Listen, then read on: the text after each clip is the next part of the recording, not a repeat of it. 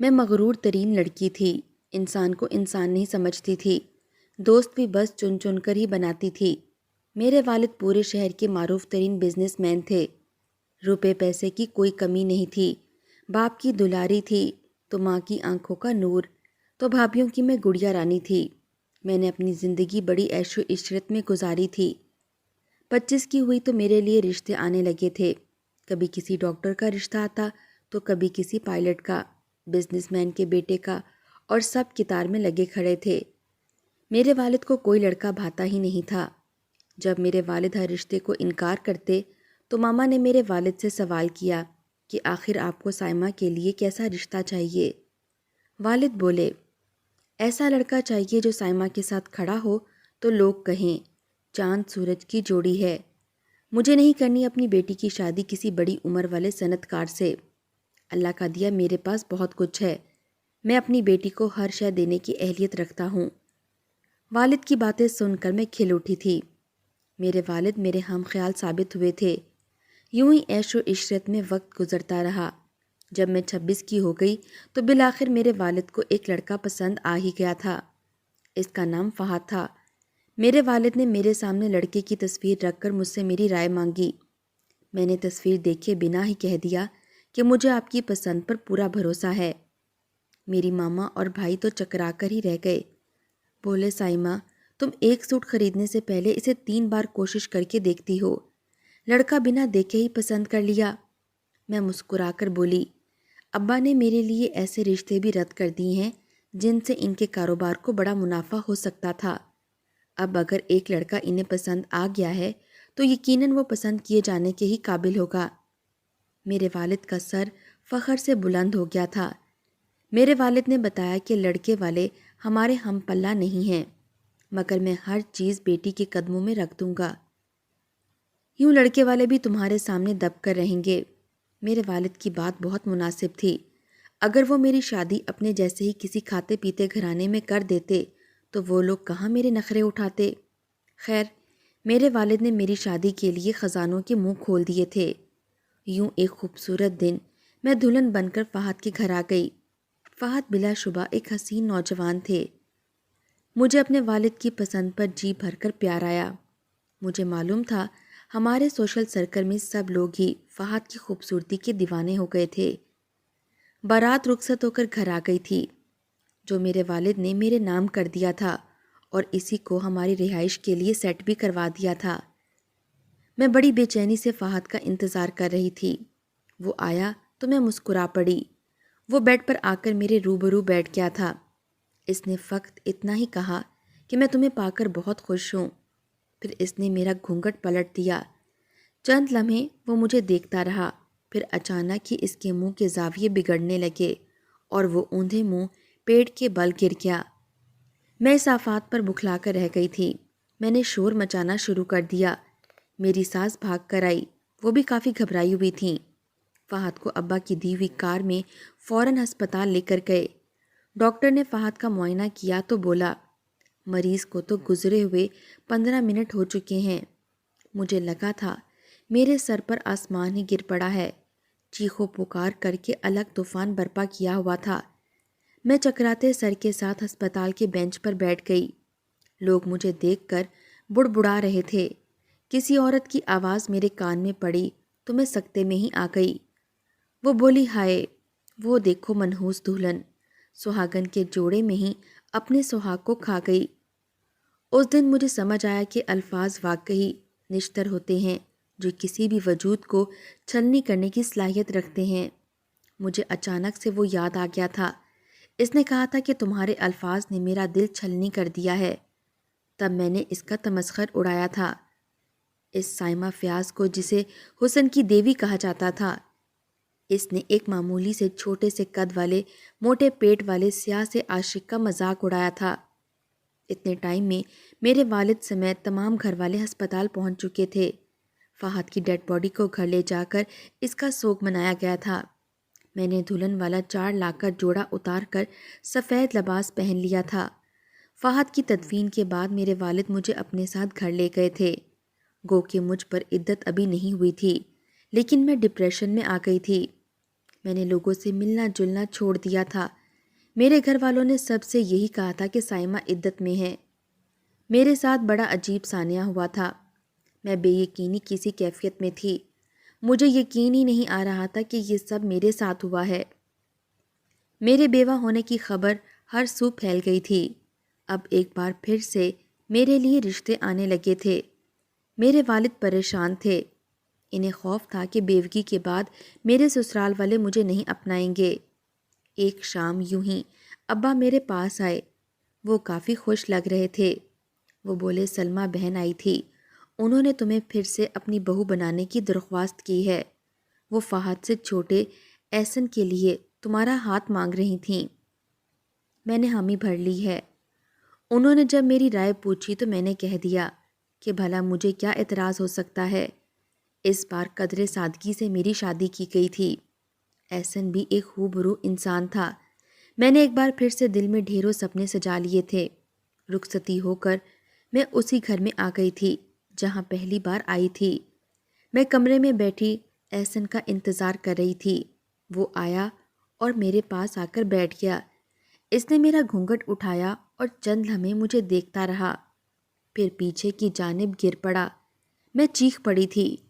میری ساس دل پر ہاتھ رکھے جب آئیں تو اپنے بیٹے کی حالت دیکھ کر خود کو پیٹنے لگی تھیں۔ ہم احسن کو جلدی سے ہسپتال لے کر گئے۔ ڈاکٹر نے ہم سے دعا کرنے کو کہا۔ میں نے پہلی بار اللہ سے دعا کی تھی۔ اس سے قبل تو مجھے کبھی دعا کرنے کی ضرورت ہی نہیں پڑی تھی۔ ہر چیز تو تھی میرے پاس۔ میں نے رو رو کر احسن کی زندگی کے لیے فریاد کی تھی۔ آدھے گھنٹے بعد ڈاکٹر آیا تو سب سے پہلے میں اس کے پاس بھاگ کر گئی تھی۔ ڈاکٹر نے نفی میں سر ہلا کر کہا، مریض کو بچا نہیں سکے۔ میں ایک جانب لڑک گئی تھی۔ میری ساس کی آوازیں پورے ہسپتال میں گونج رہی تھیں۔ ہم احسن کی میت کو گھر لے گئے۔ وہاں موجود ہر شخص کی زبان پر ایک ہی جملہ تھا، سب مجھے منحوس کہہ رہے تھے۔ مجھے ان کی باتوں سے خوف آنے لگا تو میں ماما کے ساتھ لپٹ سی گئی تھی۔ جیسے ہی احسن کا جنازہ گھر سے گیا میں بھاگ کر والد کے پاس آ گئی۔ میں نے ان سے کہا کہ ابا مجھے گھر لے چلیں، میں یہاں پاگل ہو جاؤں گی۔ میں ایک بار پھر سے اپنے میکے میں آ گئی تھی، لیکن اس بار میں پہلی والی سائمہ نہیں رہی تھی۔ میرے بھائیوں کی آنکھوں میں میرے لیے چمک نہیں تھی۔ میری بھابیاں اپنے بچوں کو میرے پاس آنے سے روکتی تھیں۔ ایک دن میرا بھتیجا مجھ سے بولا، پھپھو آپ منحوس ہیں نا؟ ماما نے کہا ہے میں آپ کے ساتھ نہ کھیلوں، آپ کی منحوسیت مجھے بھی لگ جائے گی۔ میں نے اس بات میں سر ہلا دیا۔ میں نے کہا جی میں منحوس ہوں۔ میں اتنا کہہ کر اپنے کمرے میں آ کر بیڈ پر لیٹ گئی تھی۔ میری آنکھوں سے آنسو بہہ رہے تھے۔ میرے ذہن پر 3 سال پہلے والا ایک منظر چلنے لگا تھا۔ میں اپنی سہیلیوں کے ساتھ پارک میں گھوم رہی تھی جب ایک چھوٹے قد والا توند والا سیاہ لڑکا میرے پاس آ کر کھڑا ہو گیا۔ وہ بولا، میرا نام جمشید ہے، میں پچھلے 1 سال سے آپ کو اس پارک میں آتے ہوئے دیکھتا ہوں۔ مجھے آپ سے بڑی محبت ہو گئی ہے، اتنی محبت کہ ایک دن بھی آپ کو نہ دیکھوں تو مجھے نیند نہیں آتی۔ مجھے آپ اپنے گھر کا ایڈریس دیں، میں آپ کا رشتہ مانگنا چاہتا ہوں۔ اس کی بات سن کر میں شدید غصے میں آ گئی تھی۔ میں بولی، کیا تم نے کبھی آئینہ نہیں دیکھا؟ مجھے لگتا ہے کہ نہیں دیکھا ہوگا۔ اگر تم آئینہ دیکھ لیتے تو یہ بات کرنے کی نوبت ہی نہ آتی۔ ویسے اگر تم اپنی نکلی ہوئی توند آئینے میں دیکھ لو نا تو میں یقین سے کہتی ہوں تمہیں پھر بھی نیند نہیں آئے گی۔ میری باتیں سن کر میرے ساتھ کھڑی میری سہیلیاں کھلکھلا کر ہنستی رہی تھیں۔ ان کی ہنسی نے مجھے اور شے دی تھی۔ میں پھر سے بولی، ویسے مجھے یہ سمجھ نہیں آتا کہ رات زیادہ سیاہ ہے یا تمہاری شکل۔ اس بار کہکوں کا طوفان اٹھا تھا۔ ہم سب کے کہکوں میں وہ رو پڑا تھا۔ وہ روتے ہوئے بولا، تمہارے الفاظ نے میرا دل چھلنی کر دیا ہے۔ اس چھلنی دل سے تمہیں بددعا دیتا ہوں کہ تم اپنوں کے ہوتے ہوئے بھی تنہا رہ جاؤ، تم ہر طرف سے دھتکاری جاؤ، پھر تم یہ سوچنے پر مجبور ہو جاؤ کہ رات زیادہ سیاہ ہے یا تمہارا نصیب۔ وہ یہ سب باتیں کر کے چلا گیا تو ہم سب اس کی رونے والی صورت یاد کر کے ہنستے رہے تھے۔ ایک لمحے کے لیے بھی مجھے یہ نہیں لگا تھا کہ اس کی بددعا مجھے لگ جائے گی۔ 1 ہفتے بعد جب ہم پھر سے اس پارک گئے تو ایک لڑکا بھاگتا ہوا میرے پاس آیا اور بولا، باجی جمشید نے خودکشی کر لی ہے۔ اس دن جب آپ سب نے اس کا مذاق اڑایا تھا تو وہ مجھے کہہ کر گیا تھا کہ اگر مجھے کچھ ہو گیا تو اس لڑکی کو ضرور بتانا کہ میں نے اس کی دھتکار کی وجہ سے خودکشی کر لی ہے۔ میں نے جمشید کی بات کو کوئی خاص اہمیت نہیں دی تھی، مجھے لگا تھا وہ بس وقتی جذبات میں یہ سب کہہ رہا ہے۔ لیکن اسی رات مجھے اطلاع ملی تھی کہ جمشید نے خودکشی کر لی ہے۔ اس وقت ایک لمحے کے لیے میں سہم گئی تھی، مگر میری دوستوں نے میری ہمت باندھی تھی کہ کوئی کسی کی خاطر نہیں مرتا، اس لڑکے کو شاید کوئی اور بات پریشان کر رہی ہوگی۔ مگر میں 2 دن ڈپریشن میں رہی تھی۔ مجھے بار بار یہی احساس ہو رہا تھا کہ کاش میں نے جمشید کو پیار سے سمجھا دیا ہوتا کہ میں اس سے شادی نہیں کر سکتی۔ میں اگر اسے نرم لہجے میں بات کرتی تو وہ یہ انتہائی قدم اٹھانے پر مجبور نہ ہوتا۔ مگر پھر جیسے جیسے وقت گزرتا گیا میرے ذہن سے وہ حادثہ معدوم ہوتا گیا۔ لیکن آج 3 سال بعد میں یہ بات دعوے سے کہہ سکتی ہوں کہ مجھے جمشید کی بددعا نے عرش سے لا کر فرش پر پٹخ دیا تھا۔ میں اپنوں کے ہوتے ہوئے بھی اکیلی رہ گئی تھی۔ میرے نصیب کی سیاہی تاریک ترین رات سے بھی زیادہ سیاہ ہو چکی تھی۔ میں پھوٹ پھوٹ کر روتی تھی۔ کچھ دن گزرے ہوں گے جب میرے والد میرے پاس آئے اور بولے، سائمہ جان، سلمہ بہن اپنے تیسرے بیٹے کے لیے تمہارا ہاتھ مانگ رہی ہے۔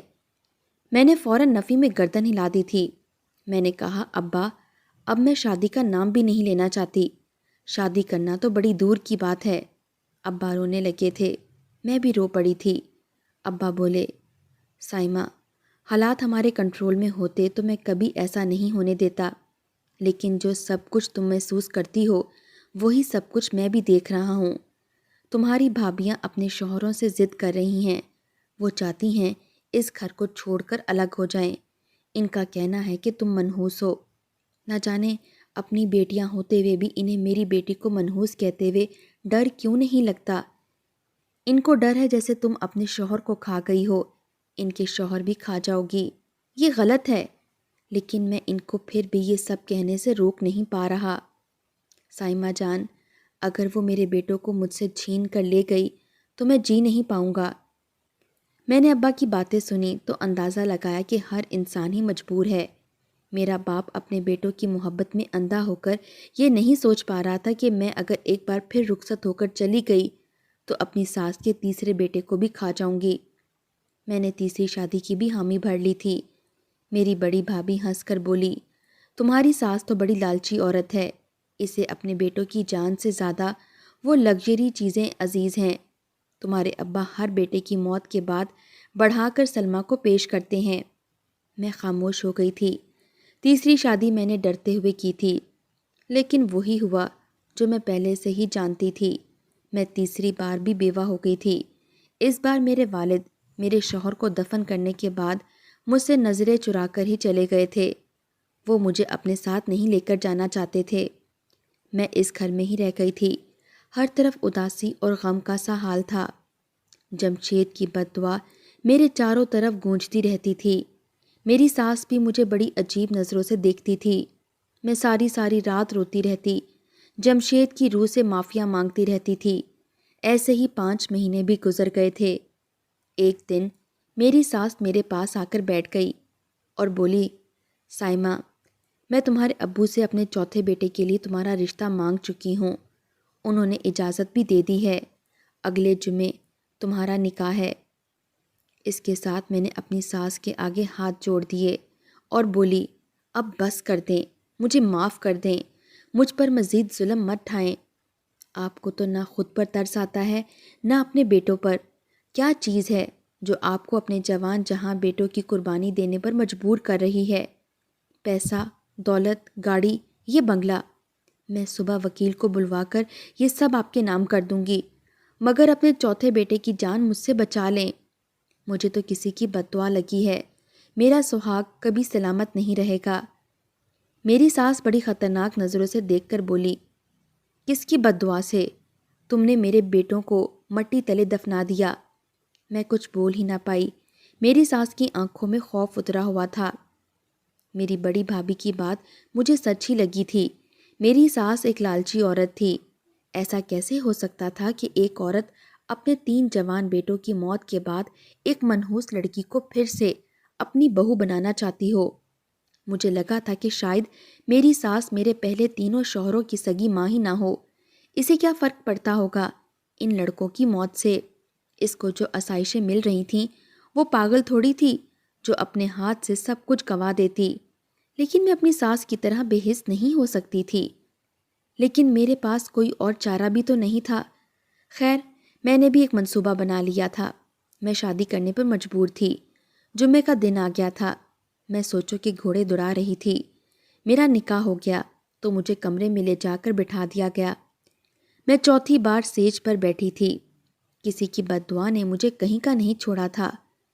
رات ڈھل رہی تھی۔ میرا نیا شوہر ابھی تک میرے کمرے میں نہیں آیا تھا۔ شاید وہ بھی موت سے ہمکنار ہونے سے ڈر رہا تھا۔ میں نے اپنے منصوبے پر عمل پیرا ہونے کی ٹھانی۔ میں جلدی سے بیڈ سے اٹھی اور جہازی سائز الماری کے پیچھے چھپ گئی تھی۔ میں نے یہی سوچا ہوا تھا کہ میں نکاح تو کر لوں گی، لیکن اپنے نئے دولہے کو اپنا چہرہ نہیں دیکھنے دوں گی۔ میرے پہلے 3 شوہر بھی میرا چہرہ دیکھ کر ہی مرے تھے۔ شاید میرے چہرے میں ہی کوئی منحوسیت تھی۔ میں نے یہ سوچ لیا تھا، صبح ہوتے ہی میں گھر سے چوری چھپے بھاگ جاؤں گی اور کسی دارالامان میں پناہ لے لوں گی۔ والد کے گھر تو نہیں جا سکتی تھی۔ کوئی اپنا رشتہ دار تو مجھے قبول نہ کرتا۔ میرے پاس یہی آخری آپشن بچا تھا۔ میں الماری کے پیچھے چھپی ہوئی تھی جب مجھے دروازہ کھلنے کی آواز سنائی دی۔ کوئی شخص قدم قدم چلتا ہوا سیج کی جانب بڑھ رہا تھا۔ میری سانس آندھی کی طرح تیز چل رہی تھی۔ مجھے معلوم نہ تھا کہ اگلے پل میرے ساتھ کیا ہونے والا ہے۔ میں نے دل ہی دل میں ڈھیروں دعائیں مانگی تھیں۔ اچانک مجھے اپنے شوہر کی چیخنے کی آواز آئی۔ وہ بولا، اماں، میری دلہن کہاں ہے؟ کہیں میری دلہن کو تو نے بھگا تو نہیں دیا؟ میری ساس کی بھی آوازیں آنے لگی تھیں۔ وہ کافی بھکلائی ہوئی تھی۔ وہ بولی، یہیں تو بٹھا کر گئی تھی، تو فکر نہ کر میرے بچے۔ میری ساس کے الفاظ مجھے حیرت میں ڈال رہے تھے۔ آخر میرا چوتھا شوہر مجھے پانے کا اتنا خواہش مند کیوں تھا؟ تبھی مردوں کی بھی آوازیں آنے لگی تھیں۔ مجھے لگ رہا تھا کہ آج میں نہیں بچ پاؤں گی۔ میری ساس بولی، فہد، تو نے دیکھا ہے اریبہ کو؟ وہ بولا، نہیں آنٹی۔ فہد تو میرے پہلے شوہر کا نام تھا۔ میں نے الماری کی اوٹ سے جھانک کر دیکھا تو میرے اوسانی خطا ہو گئے تھے۔ میرے تینوں شوہر جو مر چکے تھے وہ زندہ سلامت کھڑے تھے۔ تبھی میری ساس میرے نئے شوہر کے آگے سے ہٹی تو اس کو دیکھ کر لگا کہ میں سانس نہیں لے پاؤں گی۔ وہ تو جمشید تھا۔ وہ جمشید تھا، وہی جمشید جس نے 3 سال قبل میرے لیے خودکشی کر لی تھی۔ کہیں میں قبرستان میں تو نہیں آ گئی؟ مجھے اپنے کمرے پر قبرستان کا گمان ہونے لگا تھا۔ یا وہ میرے نکاح کا دن نہیں تھا بلکہ حشر کا دن تھا، جہاں پر سب مردے زندہ کر دیے گئے تھے۔ میں خوف سے کانپنے لگی۔ جمشید مجھے دیوانہ لگ رہا تھا۔ اس کی باتوں سے مجھے بڑا خوف آ رہا تھا۔ وہ بولا، ایک بار وہ چڑیا میرے ہاتھ لگ جائے، اس کے پر کاٹ کر میں اس کو ہمیشہ کے لیے اس گھر میں قید کر دوں گا۔ خونی رشتے تو اس کو اچھوت سمجھنے لگے ہیں۔ اب وہ ساری زندگی میری ہو کر رہے گی، میری کنیز بن کر رہے گی۔ مجھے ٹھکرایا تھا نا اس نے، میں اس کو بتاؤں گا ٹھکرائے جانے کی اذیت ہوتی کیا ہے۔ اسے اتنا ترساؤں گا کہ وہ رو رو کر مجھ سے معافیاں مانگے گی۔ اس وقت جمشید کا چہرہ اور زیادہ مکروہ ہو گیا تھا۔ اس کے وجود سے شیطانیت ٹپک رہی تھی۔ میں روتی جا رہی تھی اور کانپتی جا رہی تھی۔ پھر نہ جانے مجھ میں اتنی ہمت کیسے آ گئی، میں الماری کے پیچھے سے نکل کر ان کے سامنے آ گئی تھی۔ میرے چاروں شوہر ڈر گئے تھے۔ میں اب غصے سے دیوانی ہوئی جا رہی تھی۔ میں نے چلا کر کہا، یہ کیا مذاق ہے؟ تم لوگ خود کو مسلمان کہتے ہو، نکاح پر نکاح کیسے جائز ہو سکتا ہے بھلا؟ جمشید آگے بڑھا تو میں اس سے ڈر گئی۔ وہ خون خوار آنکھیں مجھ پر گاڑ کر بولا، تو مسلمان تھی جو مجھے صرف شکل و صورت کی بنا پر ٹھکرا کر چلی گئی تھی۔ تم نے قرآن میں نہیں پڑھا کیا کہ مسلمان دوسرے مسلمان کا تمسخر نہ اڑائے؟ میں نے تو تم کو حاصل کرنے کی ضد ٹھان لی تھی۔ تم کو حاصل کرنا بہت مشکل تھا۔ مجھے منصوبہ بندی بھی ذرا پیچیدہ ہی کرنی پڑی تھی۔ میں نے تم کو حاصل کرنے کے لیے منصوبہ بندی میں اپنے 3 دوستوں کو بھی شامل کر لیا تھا اور ایک مولوی کو بھی۔ میں تو اپنی ماں کا اکلوتا بیٹا ہوں، وہ تو میری خاطر آسمان سے تارے بھی توڑ کر لا سکتی ہے، میرا ساتھ دینا اس کے لیے مشکل نہیں تھا۔ اماں نے میرے ہینڈسم سے دوست فہد کا رشتہ مانگا تو تمہارا رئیس باپ فوراً مان گیا۔ اب بھلا میری اماں میرا رشتہ لے کر جاتی تو تمہارا باپ مانتا؟ وہ بھی تمہاری طرح ہی مجھے دھتکار دیتا۔ میں نے مولوی کو بھی بھاری معاوضہ دے کر نکاح کے بول غلط پڑھنے کو کہا، جس سے تمہارا اور فہد کا نکاح باطل ہو جاتا، یعنی تم دونوں میاں بیوی تھے ہی نہیں۔ پھر اسے مارنے کا ڈرامہ کیا، ڈاکٹر کو بھی بڑے پیسے دیے، تب جا کر اس نے جھوٹ بولا۔ تم جانتی ہو میرے پاس اتنا پیسہ آیا کہاں سے تھا؟ تمہارے ابا نے ہی تمہاری شادی کے لیے اماں کو اتنا پیسہ دیا تھا کہ ہم جیسوں کی 7 نسلیں بھی بیٹھ کر کھا سکتی تھیں۔ وہ مکروہ ہنسی ہنس کر بولا تھا، پھر بولا، اس طرح 3 بار تمہارا جھوٹا نکاح پڑوا دیا گیا تھا۔ پھر یہ ہوا کہ چوتھی شادی پر تمہارا باپ مجھے دیکھ کر بھی تمہارا ہاتھ دینے سے انکار ہی نہ کر سکا، الٹا وہ میرا مشکور ہو رہا تھا۔ اب میرا اور تمہارا پہلا نکاح ہوا ہے تو تم میری بیوی ہو۔ میں آج کامیاب ہو گیا ہوں، میں نے اپنی ضد کو حاصل کر لیا۔ ساری صورتحال میرے سامنے تھی، جمشید کا اصلی چہرہ بھی میرے سامنے تھا۔ دل میں یہی خیال اٹھ رہا تھا کہ کاش میں نے جمشید کو اتنی بری طرح سے نہ دھتکارا ہوتا، اسے پیار سے سمجھا دیا ہوتا۔ اللہ کی بنائی ہوئی صورت کا مجھے مذاق نہیں اڑانا چاہیے تھا۔ جمشید نے میری پوری زندگی تباہ کر دی تھی۔ میں سمجھ چکی تھی کہ اگر میں نے ذرا بھی اکڑ دکھائی تو جمشید میرے ساتھ بہت بری طرح سے پیش آئے گا۔ میں نے اس کے ساتھ ویسا ہی ڈرامہ کرنے کی ٹھانی جیسا اس نے میرے ساتھ کیا تھا۔ میں بولی، مجھے کیا معلوم کہ اس بار بھی میرا نکاح سچ پڑھوایا گیا ہے یا نہیں۔ میں نکاح دوبارہ سے پڑھوانا چاہتی ہوں، مگر اس بار وہ مولوی نہیں ہوگا جس نے پہلے نکاح پڑھوایا تھا، اب بدل کر لانا ہوگا۔ میری بات سن کر جمشید نے مجھے بہت یقین دلایا کہ اس بار نکاح سچا ہوا ہے، لیکن میں نہ مانی۔ آخر کار ان لوگوں کو ہی ہتھیار ڈالنا پڑا۔ جمشید نے کہا کہ چلو اماں، کل ایک بار پھر سے نکاح پڑھوا لیں گے۔ وہ 5 نفوس جب کمرے سے نکلے تو میں نے جلدی سے کمرہ لاک کر لیا تھا۔ تھوڑی دیر بعد ہی فضا میں اذانیں گونجنے کی آوازیں آنے لگیں۔ میں نماز پڑھ کر صحن میں نکلی تو صحن سنسان پڑا تھا۔ جمشید اپنے کمرے میں سو رہا تھا تو میری ساس اپنے کمرے میں۔ جمشید کے دوست اپنے اپنے گھروں کو جا چکے تھے۔ میں جلدی سے مین گیٹ کی جانب بڑھی تو اس پر لگا بڑا سا تالا میرا منہ چڑھا رہا تھا۔ میرے پاس وقت نہایت کم تھا۔ میں جلدی سے چھت پر گئی۔ چھت کے پیچھے کی جانب خفیہ سیڑھیاں موجود تھیں جن کا صرف مجھے ہی علم تھا، کیونکہ وہ گھر میرے والد کا تھا، انہوں نے میرے نام کیا تھا۔ میں وہاں سے بھاگ کر سیدھا اپنے والد کے گھر گئی تھی۔ میں نے ان کو ساری صورتحال سے آگاہ کیا تھا۔ وہ شدید غصے میں تھے۔ وہ پولیس کو اپنے ساتھ لے گئے اور اس کی ماں کو گرفتار کروا دیا تھا۔